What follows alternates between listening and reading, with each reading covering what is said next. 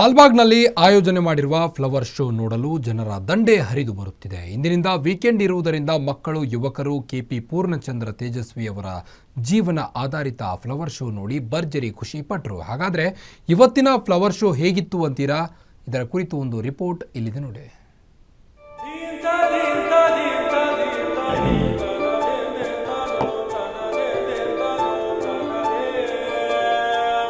ಗಣರಾಜ್ಯೋತ್ಸವದ ಪ್ರಯುಕ್ತ ಲಾಲ್ಬಾಗ್ನಲ್ಲಿ ನಡೀತಾ ಇರುವ ಫ್ಲವರ್ ಶೋಗೆ ಭರ್ಜರಿ ರೆಸ್ಪಾನ್ಸ್ ಬಂದಿದೆ. ಜನವರಿ 14ರಿಂದ ಆರಂಭವಾಗಿರುವ ಫ್ಲವರ್ ಶೋ ಜನವರಿ 26ರವರೆಗೆ ನಡೆಯಲಿದೆ. ಈ ವರ್ಷ ಖ್ಯಾತ ಸಾಹಿತಿ ಕೆಪಿ ಪೂರ್ಣಚಂದ್ರ ತೇಜಸ್ವಿ ಬದುಕು ಬರಹ ವಿಷಯಾಧಾರಿತ ಮೇಲೆ ತೇಜಸ್ವಿ ವಿಸ್ಮಯ ಎಂಬ ಹೆಸರಿನ ಮೇಲೆ ಏರ್ಪಡಿಸಿದ್ದಾರೆ. ಲಾಲ್ಬಾಗ್ನಲ್ಲಿರುವ ಗ್ಲಾಸ್ ಹೌಸ್ನಲ್ಲಿ ಪೂರ್ಣಚಂದ್ರ ತೇಜಸ್ವಿಯವರ ನೆಚ್ಚಿನ ಕಾಡನ್ನ ನಿರ್ಮಿಸಲಾಗಿದೆ.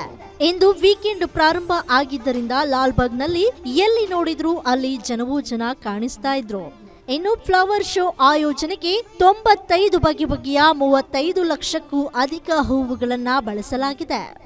ಸಾಮಾನ್ಯವಾಗಿ ಏನು ಈಗ ಆಕ್ಚುಲಿ ಕುಂಡದಲ್ಲಿ ಬೆಳೆದಂಥ ಹೂಗಳೇನಿದೆ ಅದನ್ನು ಅವುಗಳನ್ನು ಕೆಲವೆಲ್ಲ ನಮ್ಮ ಓಪನ್ ಪಾಲಿನೇಟೆಡ್ ಅಂತ ಹೇಳ್ತೀವಿ, ಅದನ್ನು ಬೀಜಗಳನ್ನು ಮಾಡಿ ಮತ್ತೆ ನೆಕ್ಸ್ಟ್ ಪ್ರದರ್ಶನಕ್ಕೆ ಬಳಸ್ತೀವಿ.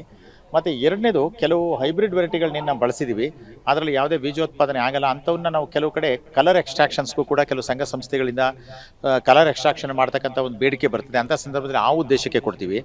ಇನ್ನು ಕೆಲವು ಹೂಗಳು ಹಾಳಾಗುತ್ತೆ, ಅದು ನೀರು ಆ್ಯಕ್ಚುಲಿ ಪ್ರತಿ ದಿವಸ ನಾವು ನೀರು ಹಾಕೋದ್ರಿಂದ ಕೆಲವು ಓವರ್ ಮೆಚ್ಯೂರ್ ಆಗಿ ಒಂದು ರೀತಿ ಅದು ಬೂಸ್ಟ್ ಬಂದು ಒಂಥರ ಕಪ್ಪು ವರ್ಣಕ್ಕೆ ತಿರುಗುತ್ತೆ. ಅಂಥದ್ದನ್ನು ನಾವು ಕಲರ್ ಎಕ್ಸ್ಟ್ರಾಕ್ಷನ್ಗೆ ಬಳಸೋಕ್ಕಾಗಲ್ಲ.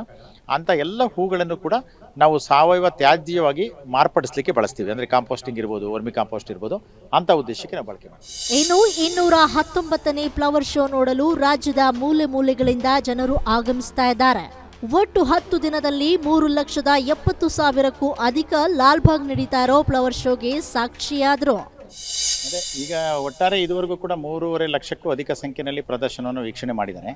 ಆಮೇಲೆ ಇವತ್ತು ಶನಿವಾರ ರಜಾ ದಿನ ಇದೆ, ಮತ್ತು ನಾಳೆ ನಮಗೆ ಭಾನುವಾರ ಇದೆ, ಮತ್ತು ಸೋಮವಾರ ರಿಪಬ್ಲಿಕ್ ಡೇ ಇದೆ. ಬಹುಶಃ ಈ ದಿನಗಳಲ್ಲಿ ದಿನಕ್ಕೆ 1 ಲಕ್ಷಗಳ ಮಿಗಿಲಾಗಿ ಬಹಳಷ್ಟು ಜನ ಬರ್ತಕ್ಕಂಥ ನಿರೀಕ್ಷೆ ಇದೆ.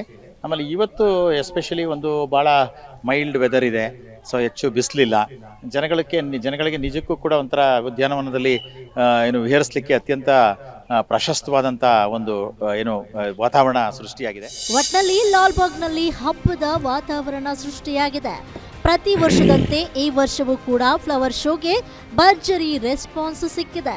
ಇಡೀ ಫ್ಲವರ್ ಶೋ ಮುಗಿಯುವ ತನಕ ಒಟ್ಟು 9 ಲಕ್ಷ ಜನ ಬರುವ ನಿರೀಕ್ಷೆಯಲ್ಲಿ ಲಾಲ್ಬಾಗ್ ತೋಟಗಾರಿಕೆ ಇಲಾಖೆಯ ಅಧಿಕಾರಿಗಳು ಇದ್ದಾರೆ. Sangamesh Metre, guarantee news, Bengaluru.